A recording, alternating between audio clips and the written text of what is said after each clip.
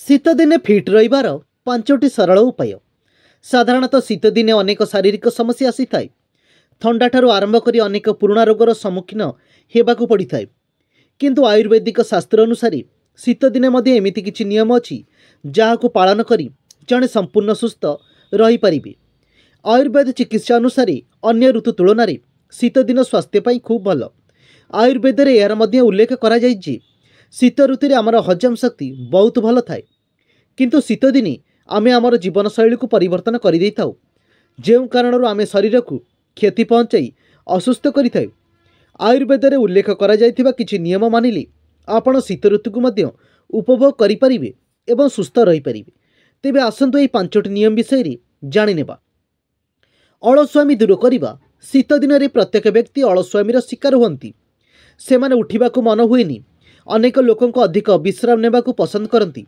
एभली परिस्थिति रे कफ आ बात समस्यार सम्मुखीन हेबाकू पड़ी पारे। तेणु शीत दिन में अलस्वामी को दूर करवा निहाती जरूरी। तेल मालिश। शीत दिन में शरीर रे तेल मालिश करवा अत्यंत गुरुत्वपूर्ण। सकाळे गाधोइबा पूर्व राशि तेल किंबा सोरिष तेल व्यवहार करी शरीर को भल भाव मसाज करवा उचित। खरारे बसिबा।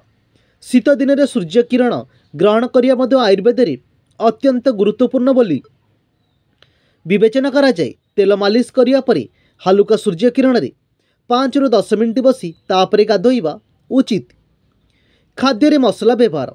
शीत दिन में शरीर को गरम रखिया पई आयुर्वेदिक उपाय अनुसार खाद्य रे अदा, गोलमरीच, लवंग, डालचीनी एवं तेजपत्र भली जिनस व्यवहार करने जरूरी।